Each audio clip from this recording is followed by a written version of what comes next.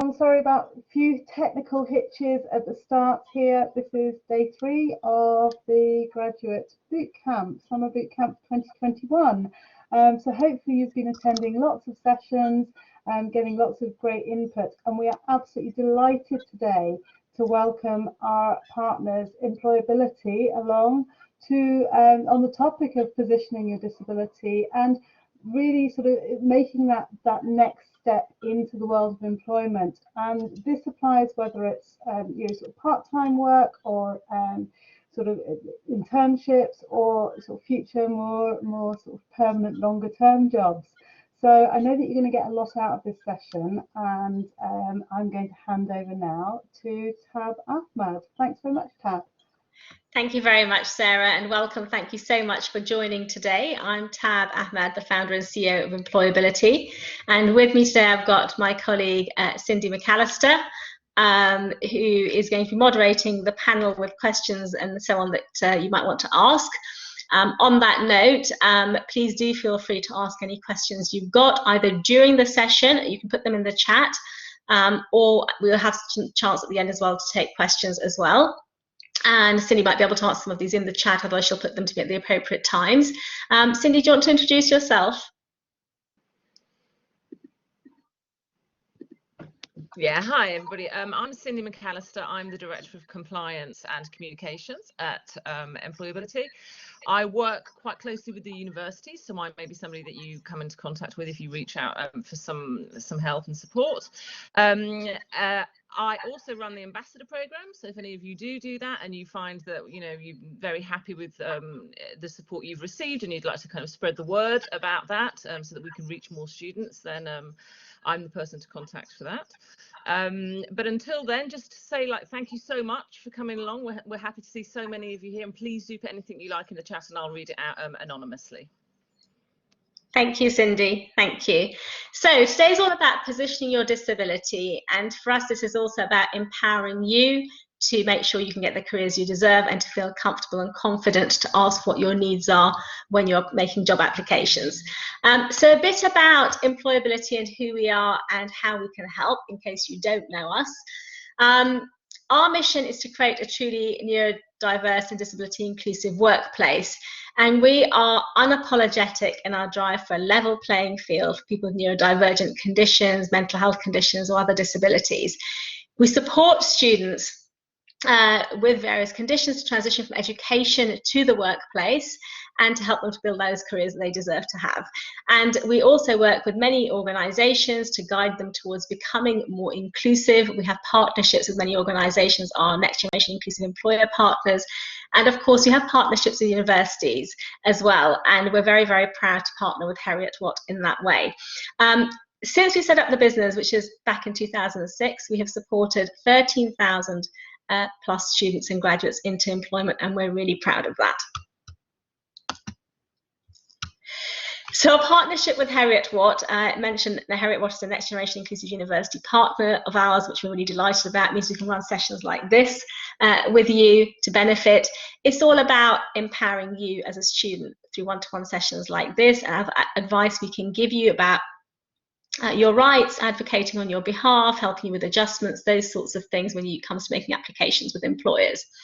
But you can also attend our skills enhancement sessions, and these might be about maximising your success through things like skills workshops on interviews, individualised advice on CVs, applications, assessment centres and so on.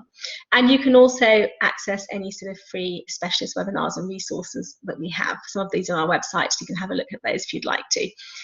And then we have, Cindy mentioned, our Employability Campus Ambassadors, and the purpose of these really is, one, to give you the opportunity to gain some experience of what does that look like when you're trying to market something for an organisation, and what's the best ways of doing that through social media or making use of societies you've got on campus, or however you think might work best on your particular campus. But it's also an opportunity for us to, through you, get the word out that we are a free service to disabled students, and that if you can get that message out, that's great, because then we can support many more people in that way. And you can apply through us for internships, graduate programs, first year programs, insight days, scholarships and so on. So if you haven't already registered with us, I would recommend please go to our website, www.employ-ability.org.uk, and please register. And once you've registered, then you will have access to all of these different things I've been talking about and to direct support from us. If you do register, just one thing I'd like to say is we won't automatically reach out to you because we get hundreds and thousands of applications. But if you do register and you would like some support, then please email us and we'll then support you and be able to work with you in that way. So I'm going to begin by talking about the social model of disability, adjustments and attitudes. So Employability, we subscribe to the social model of disability, which is all about saying that people are disabled by barriers in their environment, not by their impairment. So for example, if you are in a wheelchair and there is no ramp going up to a building, then you are effectively disabled from entering that building. But if there is a ramp, then you're not disabled from entering that building. So it's really about thinking about what are the barriers presented to us if we have a disability that are by the environment around us. That could be physical environment, that could be people, that could be attitudes, any things like that, that then create limitations on what we can do. But if those things are removed, then actually there isn't a barrier. We're not effectively disabled from participating in society, in work, in different places. So the logical follow-on from this is about removing those barriers to create a level playing field.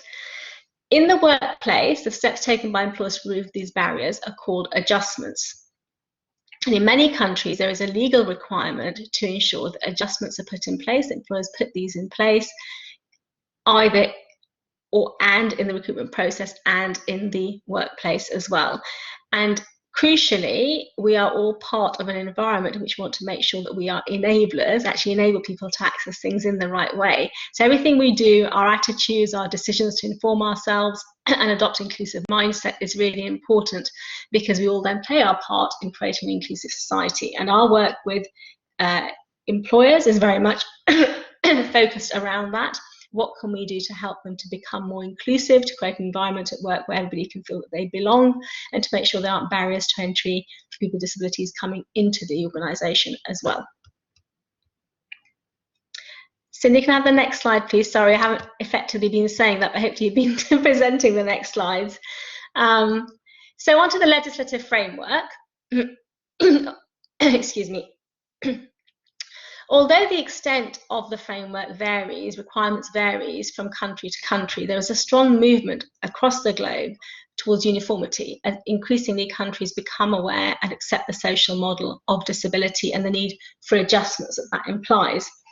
So this is shown by sort of broadly very similar anti-discrimination legislation in place that applies to disability in countries relevant to you who are here today from Heriot-Watt, so across UK, Dubai and Malaysia.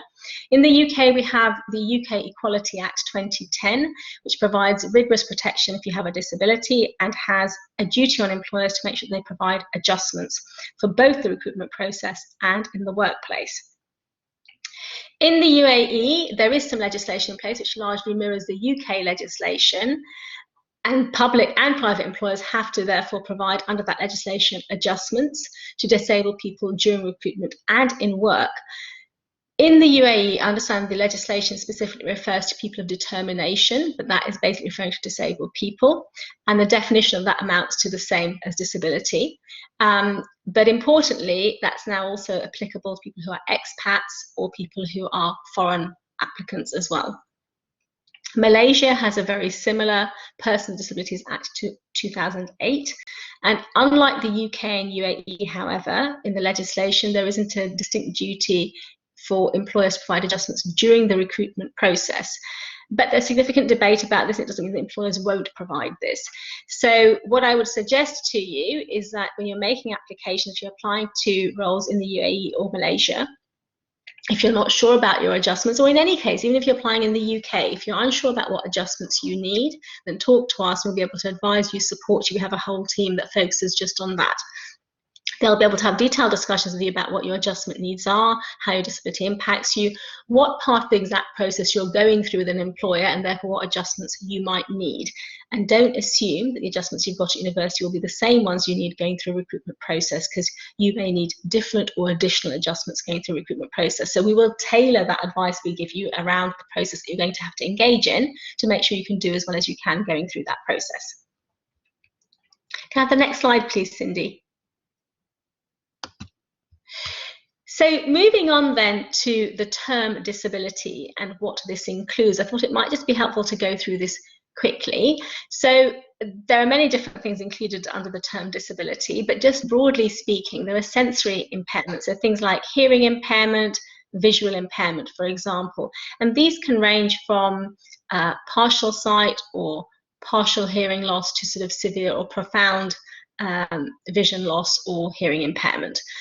And a bit later, I'll go through different adjustments for these disabilities as well. Physical disability, which is often associated with something physical, something visible, like being in a wheelchair, but it may also, or not it may, but it also extends to rather to disfigurement. And then neurodiversity. So this is about neurotypical and neurodivergence. So you might have heard this term before. It's a term that's been around for the last few years, but had become increasingly in use, tends to come like autism, ADHD, Tourette's, dyslexia, dyspraxia, those sorts of conditions, many others as well, but if you like the broad category ones. And it's pretty accepted that everybody has, there is sort of neurodiversity in terms of how we think, there's different differences in the ways in which we think. That's some natural variations in brain genomes, but neurodivergence is about, or neurodivergent conditions is much more about some of those things I've mentioned, which may then cause difficulties and where we might then have to put some adjustments in place to help either through a recruitment process or in the workplace or in education and so on. Speech or language impairment can involve things like stuttering or stammering. And then mental health, so wide range of conditions here, from obsessive compulsive disorders to depression to anxiety to panic attacks, schizophrenia, whole bunch of different things here under mental health. And of course we know that mental health has become much more prevalent, much more talked about, much more considered, particularly in COVID. If there was already a lot of attention to this before COVID, but even more so now, and employers are trying to be very mindful of what they can do to make sure they put support in place for mental health. And then long-term health conditions. So these can be anything ranging from an organ condition like kidney or liver condition, heart condition, to things like diabetes, epilepsy, HIV, cancer, or even if you're in cancer remission, all of these sorts of conditions. Are there any questions coming up, Cindy, at all? Unfortunately, my internet dropped, so I can only see the last comment there. I've just had to rejoin. So I can only see the last comment on this. Hi guys, it's Keith here. Sorry, I've been running about that as well here. It's been a wee bit silly for me. Elena, you mentioned the neurodiversity and students sometimes being uncomfortable calling neurodiversity a disability, because it's not necessarily a bad thing. Can be a blessing in some ways as well. So in job applications, sometimes they struggle to answer the question, do you consider yourself disabled, because quite often they don't. But it also makes it a little bit more difficult sometimes to present themselves well in CVs and all that documentation. So obviously they do say yes, although it might be a reluctant yes. Any comments? Yeah, so Keith, if I'm understanding the question correctly, the question seems to be, is neurodivergent condition actually a disability? Is that the question? Or the student may feel it uncomfortable. That it's not a real disability. When they don't really feel that it is a disability. It's not a real disability. Yeah. Yeah, so okay, let's try and address that. So first of all, it is a disability, right? Dyslexia, dyspraxia, autism, ADHD, these are disabilities. These are certainly considered to be disabilities, certainly under the UK Equality Act. And I've just talked about the fact that certainly in the UAE it largely mirrors the Equality Act. So these are considered worldwide to be disabilities. And I think you've touched upon something really important here, because often what we encounter when we're talking to students is that there's this whole thing around imposter syndrome. Well, it's not, you know, maybe what I have isn't really a disability. Well, I've coped with it all my life. Look, the thing is, yes, if you have a neurodivergent condition, then you've had it all your life, and you've probably learned some fantastic coping strategies.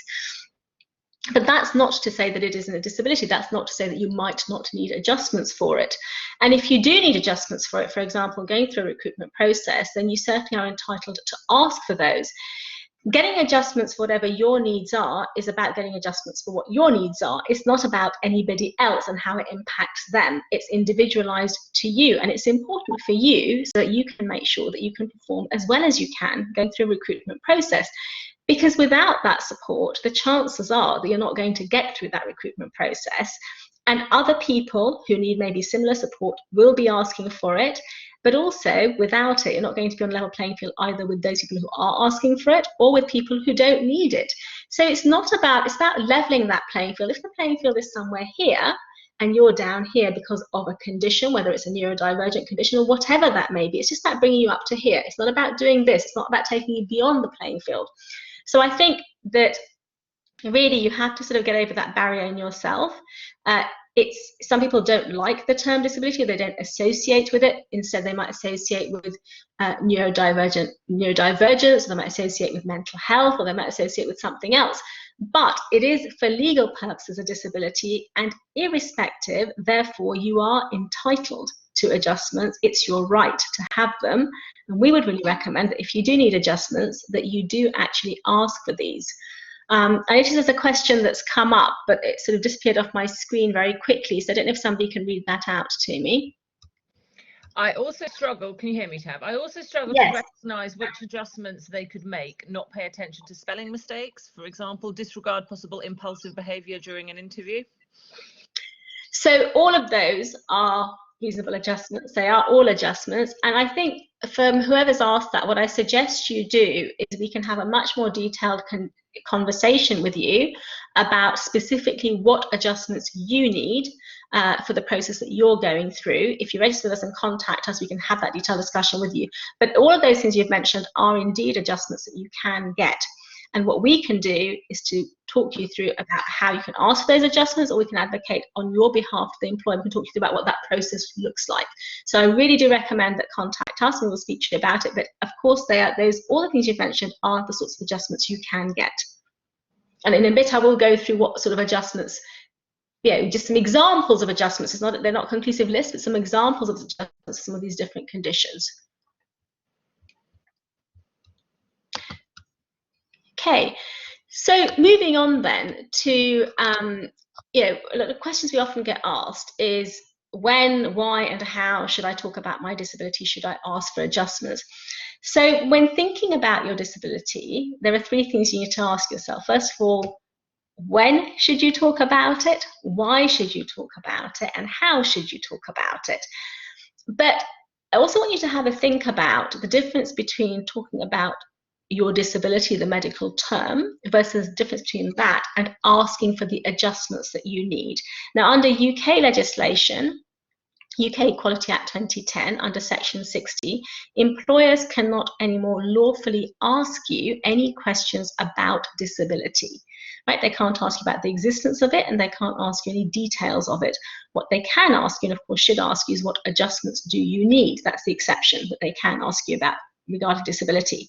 Of course, as soon as you ask for adjustments, there's an implication that you have a disability, but you can ask for the adjustments if you would like to, without stating what your disability is. This whole conversation that's been going on for the last many years around disclosure, should I disclose, should I disclose, when should I disclose? We want to change that to actually telling an employer about your adjustments, and not necessarily disclosing personal private information about your disability if you're not comfortable to do that. So when should you do that? Well, when you need to or want to. It's your privacy, it's your choice in terms of any personal information about your disability, or the name of it even.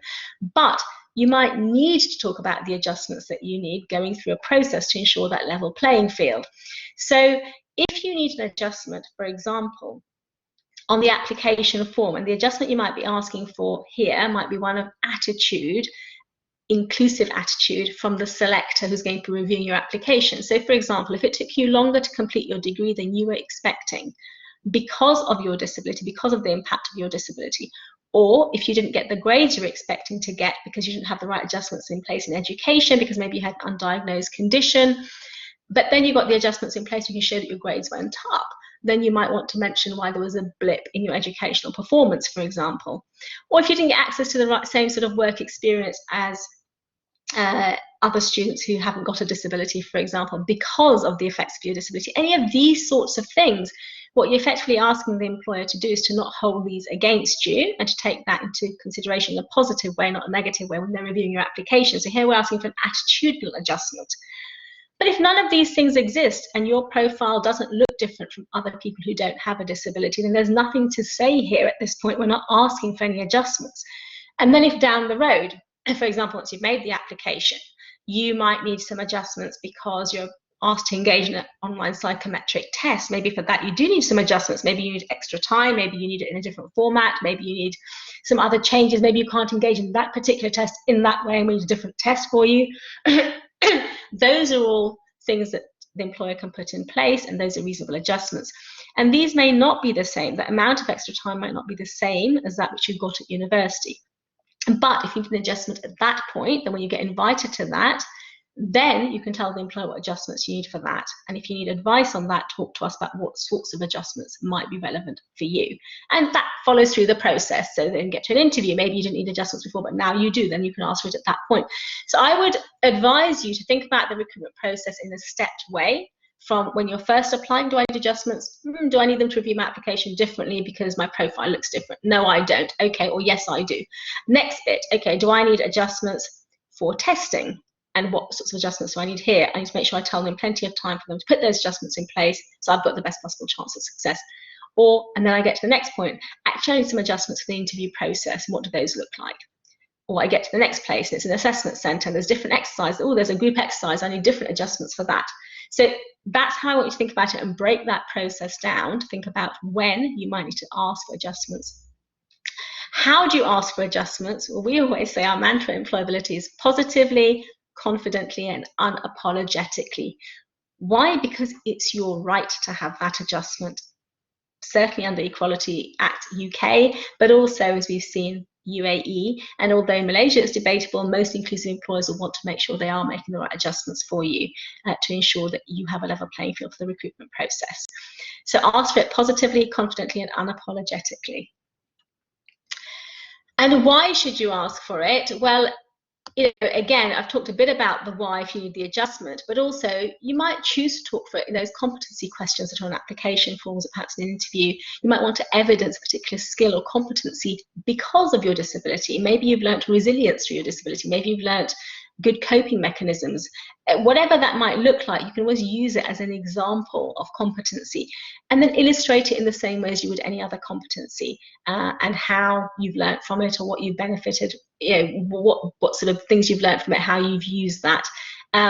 Competency is always asked to understand whether you've experienced something before and how you can use what you learnt from that in the future. So yeah, there can be different types of competencies. It might be about resilience, for example, in which case you might want to use an example of how you've coped with your disability and how that's made you more resilient. I'd say if you're going to use it in that way for competency or skill-based questions, only use it once, don't use it for every example there. And it might be because you want to access disability positive schemes. So in the UK, there are, for example, if an employer has a disability confident badge, it means if you apply to that employer, and assuming here that the first step is an interview, if you meet the minimum requirements for the role, they have to offer you the interview. Now, they don't have to offer you the job, but they have to offer you the interview. And there's some other employers who use this, for example, the Cabinet Office in the UK. They ask you if you want to be part of that. If you click that button, they ask you if you have a disability. And if you do, it allows you to skip certain parts of the process.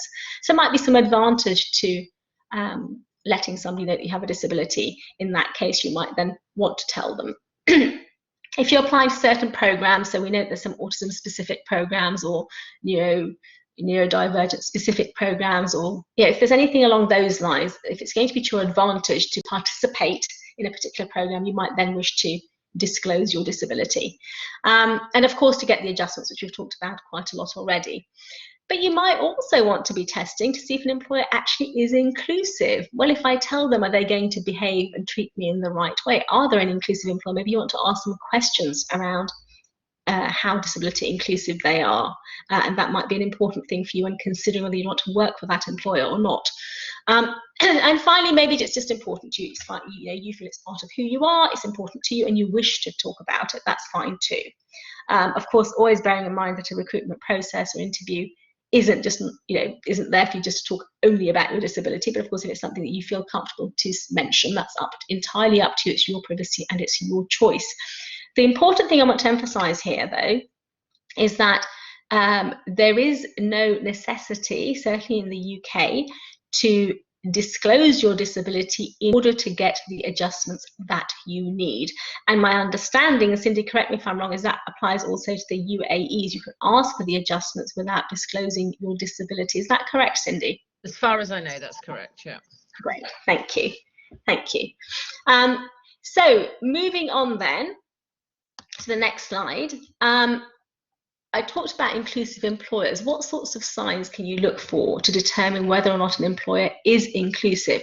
Well, you can have a look at their initiatives. What sort of initiatives have they been involved in? Every employer will say things like they're an equal opportunities employer, or they might even say they're an inclusive employer. What does that actually mean? So I would really recommend have a look. What initiatives have they been involved with? Are they partnered with any other specific organisations who are disability organisations maybe? What are they doing? Have they run any specific events for disability? What do they actually say about it? What do they actually do about it? Have a look for those initiatives. Public commitment. There are two parts to this. On the one hand, maybe having a think about and looking at, have they made any public commitment? Have they added their voice, their weight behind disability inclusion, behind neurodiversity and disability inclusion? Look for comments on their website or press articles that might talk about that. Look on LinkedIn, have they publicly said something? That's the start, but maybe it's not enough, right? So it can be sometimes very easy just to say that you believe in something, you're doing something, and public statements are a good measure of that. Sometimes they're a good sign, especially if what they're saying is not just that they believe in it, but they can illustrate, demonstrate that through publicizing an initiative they've been involved in, for example. So it's not just about stating things, but it's actually about, is that backed up in some way? So have a look out for that. The other thing is you can ask them. There's nothing to stop you asking an organisation, perhaps if they're interviewing you or even maybe beforehand, whether they're committed to disability or diversity inclusion. So really kind of probing them a bit. In as much when you're at an interview, it's your chance to find out about the organisation, about whether you like them, what they stand for, as they're trying to find out about you. So it's a two-way process. So you can ask them questions around what they're doing around disability inclusion. In terms of our partners are genuinely committed to disability inclusion, and therefore our next generation inclusive employer partners are really working hard to make sure that they're trying to do the right thing to make sure that they put inclusion at the centre of things like recruitment and their culture within the organisation. Of course, that doesn't mean that they've got it absolutely 100% right already, but they are on a journey. And for us, that's great because they're willing to learn, they're willing to try and do the right thing. And all of the sessions we run with them around education, looking at their recruitment process, giving them advice on what sorts of adjustments they need to be making, all of these sorts of things help them along that journey. So again, I'd say certainly when you're applying to one of our partners, we would expect them to act in the right way and to be inclusive. Doesn't mean they know everything, doesn't mean they're going to get it absolutely right, but they're on a journey and they're heading in the right direction. And I'd say certainly that their intention is in the right place. Next slide, please, Cindy. Thank you. So I'm going to have a look next at, mentioned I was going to talk about some of the sorts of adjustments that can be helpful for people with different disabilities. So initially starting with a hearing impairment. So if there is, one of the sort of adjustments we can ask employers to make is making sure there's minimal noise in the background. Particularly if you're using a hearing aid that amplifies, we know every sound, and that can make it very, very tricky and noisy environments. So make sure there's minimal background noise. Making sure there's good visibility and lighting so that somebody's face isn't in shadow if you're lip reading, for example. Making sure that one person at a time speaks. So we know that that's really helpful. Of course, if you're lip reading, you can't lip read more than one person at a time. But also if you're using a speech-to-text reporter or somebody to type out exactly what's being said, or if using a sign language interpreter as well, we know, of course, it's not helpful if more than one person at a time is speaking. And in any case, it's fairly good business practice to have only one person at a time speaking. It's polite, it makes it easier for everybody. There's a lot of assisted listening technology as well available these days, and then there's things like remote captioning. I know that the team here at Watt are trying to get that ready for this particular session. Unfortunately, there were some technical hitches, but I know that when they send the video out, when they send the link out for that and they make that available, that is going to be captioned. And of course, I mentioned some people might use a sign language interpreter or a speech-to-text reporter, those sorts of things. So the other thing that isn't on this list, but often we do ask for, is to make sure that for any long sessions, that there is a break, perhaps every 45 minutes for at least 10 minutes or so that you can take that break, even if you're lip reading or if you've got a speech-to-text reporter with your sign language interpreter, they too need a break as well, because absorbing information by reading it or through lip reading is different and can be quite exhausting compared to if you're just hearing that information. So rest breaks are also relevant here. Okay, moving on then to visual impairment. So again, a lot of adaptive technology these days, a lot of sort of text-to-speech technology that's available. If you're going to an interview, for example, you're going to find it hard to navigate, perhaps at busy times, going on public transport, then taxis can be made available as well, or from traveling from one office to another. And then things like attitude to eye contact. So we know that if, for example, somebody is severely visually impaired, they may not be able to see the interviewer's face or to mimic facial expressions that people do in interviews to make themselves liked by the interviewer, or to mimic body language, those sorts of things. Or they may appear not to be looking at the interviewer, in which case the adjustment we'd ask for is one of attitude from the interviewer to make sure that doesn't go against the person because of lack of eye contact. As I said at the beginning, these adjustments I'm giving you here are just some examples. They're not conclusive. There may be others as well for you specifically, but these are just some examples of the sorts of adjustments that you can ask for with these conditions. If somebody's in a wheelchair or has a physical mobility issue, then of course accessibility is really important. It's not just being able to enter the building, but to make sure you can get in the right lift, make sure there's sort of facilities like bathroom facilities and so on that are available, water coolers and so on. Make sure doors aren't too heavy that you can actually access those, or somebody can help you to access those. And within the room itself, make sure there is actual space, enough space for a wheelchair, for example.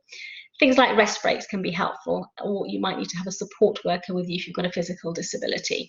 And then things like, you know, sort of maybe these days, of course, we're all doing things virtually. So that might make that easier if you're actually participating in some of these sort of interviews and so on virtually. Of course, physical accessibility then isn't the same in terms of employers' premises.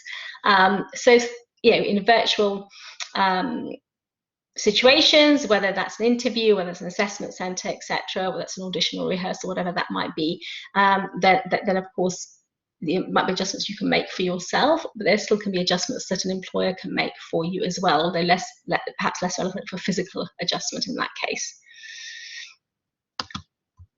Moving on then to the next one, which is adjustments for non-visible disabilities.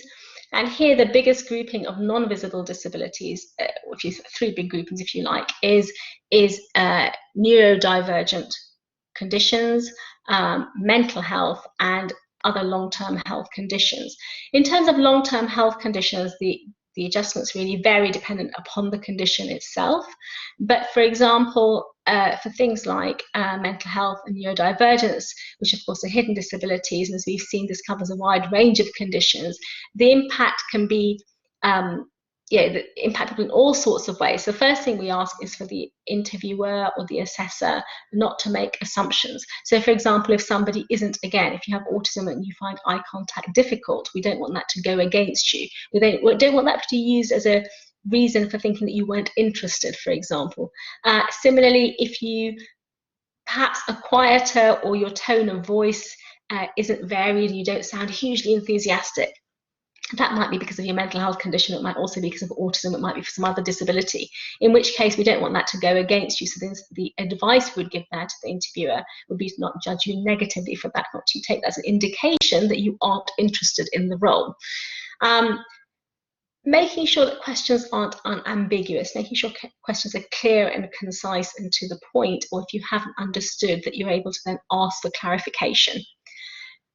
In, again, remote settings, asking for things like maybe having your camera switched off. So sometimes having a camera switched on can feel very, very exposing in a different way to if you're in a room in front of somebody. So again, asking for having the camera switched off might be really helpful if you've got autism or if you've got a mental health condition. And asking for sort of schedules beforehand. So if you're going to engage in an assessment centre or rehearsals or anything like that, asking for adjustments beforehand, so that you know, asking for schedules beforehand, so you know what's coming up. You can ask for the right adjustments for those things, but sometimes having the information in advance can be helpful as well. And then for long interviews or for multiple interviews, making sure there's rest breaks between the interviews or making sure there's rest breaks during the interviews, particularly for sort of lengthier interviews and so on. So those are just some examples of adjustments that you might need if you have a non-visible disability. Again, any of these we can talk to you in more detail specific to you and your particular adjustment needs that's individualized for you if you contact us and you'd like advice on that. So finally, in terms of accessing our services, I'd say register on our website, www.employ-ability.org.uk. And once you're registered, all our services will be available to you that I've described. It's completely free for you. There is no cost for you. Just remember that once you do actually register, and if you've got a question, reach out to us. We won't automatically contact you because we have thousands of people registering a day. And of course, once you register, you can apply to any of the programs through us and seek advice from us about your individualized needs. You don't need a formal diagnosis. So I know that for many situations, such as particularly mental health or maybe neurodivergent conditions, you might not have a formal diagnosis, but you might be finding difficulties in doing things in particular ways. That's okay. We don't need a formal diagnosis. We're not going to be checking that when you register with us. So you can contact us, you can talk to us about the difficulties you're having, and we will then support you. And if you have any questions or need any other information, you can email us at the info address there, or you can phone our specific team that works with students on the phone number listed there as well. And finally, we get to the last slide, which is about questions. I'm happy to take any questions that you might have.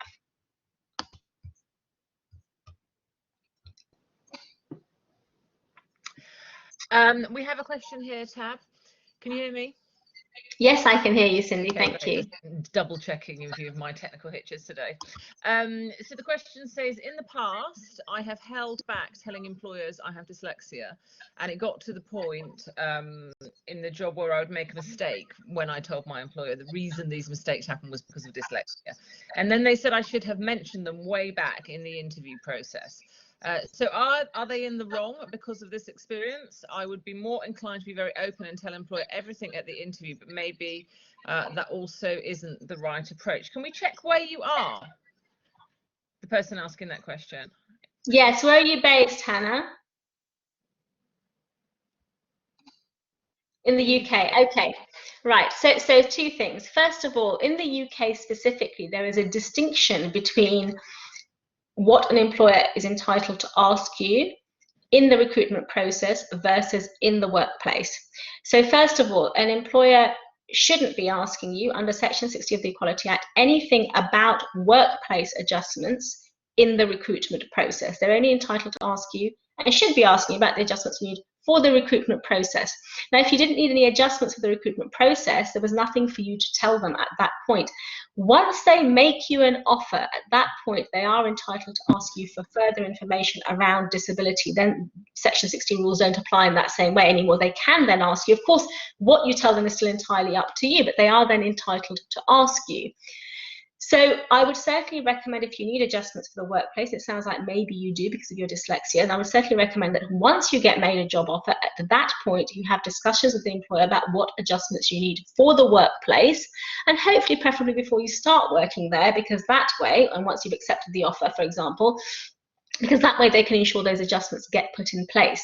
Now, if you're not sure what those adjustments might look like, please do speak to us, to our adjustments team, headed up by my colleague Sarah Denez, who'll be able to speak to you in a lot of detail about what sorts of adjustments might be helpful to you, what sorts of things you can get, what are normal things to ask for, and what you're entitled to get in the workplace. If you feel you also might need adjustments for the recruitment process, we'll have that discussion with you first about different parts of the recruitment process on a step-by-step basis, but we won't be disclosing your disability to the employer in that. And even if we're advocating on your behalf, we'll just be talking to the employer about what adjustments you need in the recruitment process, but not about workplace adjustments at that point. I hope that answers your question.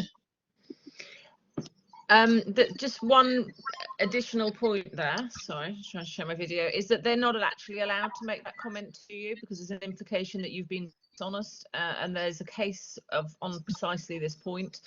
So it's discriminatory for an employer to suggest to you that you had to ask for this during the recruitment process. It's a slightly different point, but so you can ask for any adjustments whenever you want them, and they're not allowed to comment. How can you disclose a disability like schizophrenia? I'm always anxious asking for adjustments due to it. So again, what I'd point you to is, again, and the person who's asked this, are you based in the UK?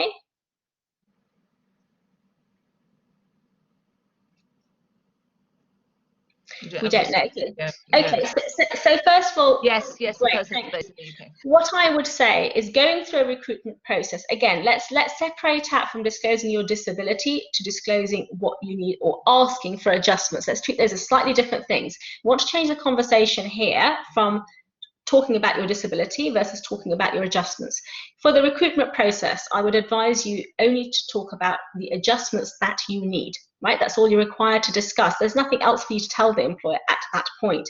You simply, under the Equality Act, have to ask for the adjustments you need. Well, you don't have to, but you know, it entitles you to ask for the adjustments that you need, so we recommend that you do. If you need adjustments because of your condition for the recruitment process, you can ask for those. There is no need to tell them what your disability is. Once you get made a job offer, if you need further adjustments for the workplace, of course, at that point, the employer is entitled, once they make you a job offer, to ask you what the disability is. And the main reason for that is that the duty on the employer at that point becomes much greater to make sure they put all the correct adjustments in place. They have to really make sure that all the adjustments you need will be put into place. But if they do ask you, if you don't want to tell them what your disability is, that is still entirely up to you. It's your privacy, it's your choice. That may mean they can't put all the correct adjustments in place for you, but if you're very confident about what adjustments you need and you don't feel comfortable to tell them about your disability, what your disability is called, even once they've offered you a job, then that's your choice, but that may have implications on how or what adjustments the employer does put in place for the workplace. But for the recruitment process, and here I'm going to draw a clear distinction again, I can't stress this enough, between the recruitment process, in which you absolutely do not need to state what your disability is. You can just ask for the adjustments, and employers are duty bound to provide those for you. Whether or not they do is a different matter, but by law they are supposed to. So they have to provide you with those adjustments. There's no need to tell them what disability you have, but once you get made a job offer, they can then ask you further questions about your disability. So I hope that clarifies that. Some employers ask if you have a disability during the application process. Do I have a right to say prefer not to say, or no, and then still ask for reasonable adjustments? I'm based in A. Okay, so two things here, and again, there's often confusion about this. On any application forms in the recruitment process, employers cannot lawfully ask you that question anymore. They used to be able to before Equality Act 2010. But it is unlawful for an employer to ask you if you have a disability in the recruitment process. Now, sometimes where there is confusion is that employers also have things like equal opportunities monitoring forms. Equal opportunities monitoring forms are just for them to collect some data for measurement purposes. That form is not supposed to be seen by the recruiters. They're supposed to be separated processes. So an employer may have an equal opportunities monitoring form, but that will not form part of the recruitment process. And anything and usually those forms are voluntary. You don't have to say anything on those forms. You can just not fill it out. If you want to, you can say, I prefer not to say, whatever you want to say. It's just for monitoring purposes. It's not part of the recruitment process. So that's a separate thing from the recruitment process. Now, on that, employer may ask you if you have a disability. They might ask you what gender you are. They might ask you what your ethnic background is, all of these sorts of questions, but just for monitoring purposes. And that typically should not be being seen and isn't seen by the recruiter who's assessing whether or not you're suitable for the role. So if you still have employers who you feel are asking you about, do you have a disability, on the actual application form, not the monitoring form, then that's problematic. You should certainly contact us directly about where that's happening, what that case is, because that actually is unlawful. So I hope that answers that question. I have quite a complicated. I've got quite a complicated question here. I'm not sure. I worked for William Grant and Sons, Scottish whisky company, but out in Singapore.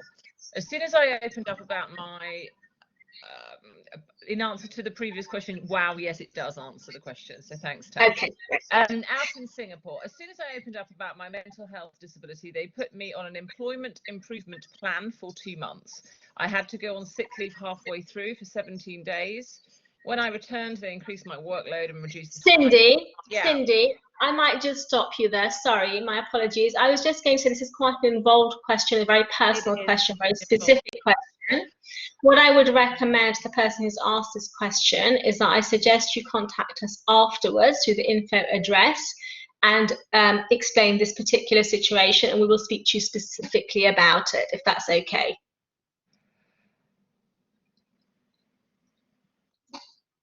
Yes, the person says yes.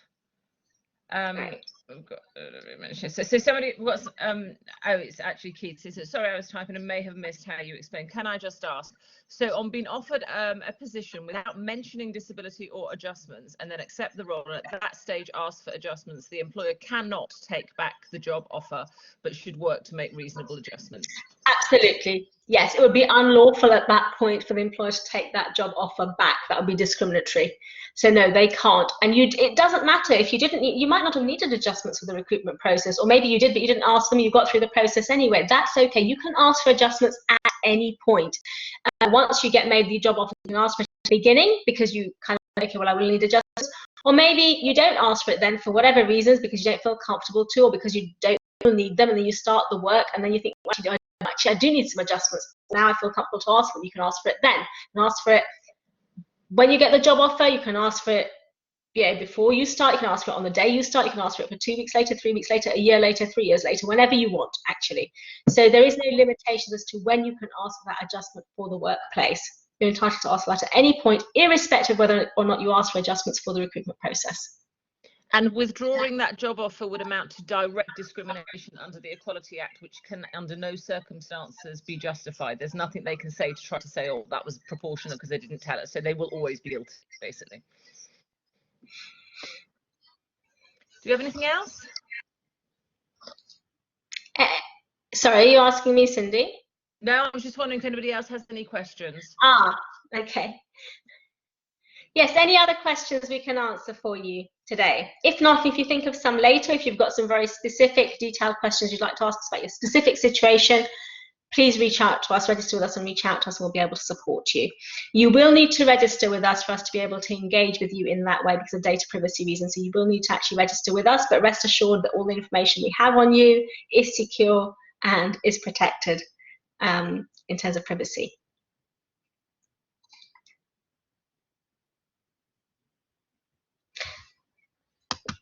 I'm just going to put in, somebody's asked for the website address in the chat, and I'm just putting that in now. I did put it in at the beginning, but it may have disappeared. I've just put that in there again. At the beginning. So whilst people are thinking of other questions, if they've got them or not, what I would love, if any of you feel comfortable to or wish to, we would love if any of you feel comfortable to post anything about this session if you found it helpful on LinkedIn or any other social media platforms. And if you're going to do that, we'd love it if you can use these 2 hashtags I'm just putting in the chat now. It's always really helpful to us if people, again, in a sense, add their voice and behind disability inclusion. So if you found anything helpful that you think might be helpful to mention, then that can help other people to think about inclusion and disability inclusion as well. And of course, you can also reference hashtag Next Generation Inclusive University, because that's what your university Heriot Watt is, as far as we're concerned. Tab, there's another question though. I don't know if we want to ask that person given the time to contact us separately, or if you want to take it now. Yes, I can actually see the chat now, Cindy. Thank you. If you work part-time due to my disability, have you any advice for how to seek this adjustment to role otherwise advertised as full-time. Again, we can talk to you very specifically based on the role, but part-time can of course be an adjustment. So once you're already in employment, you should go part-time. That can of course be an adjustment an employer may need to put in place. The reasonable adjustment would depend upon specifically the role and so on and so forth. So I think perhaps we can talk to you about that more individually, specifically about what that means and what the implications of that might be vis-a-vis your specific situation. So yeah, please do reach out to us.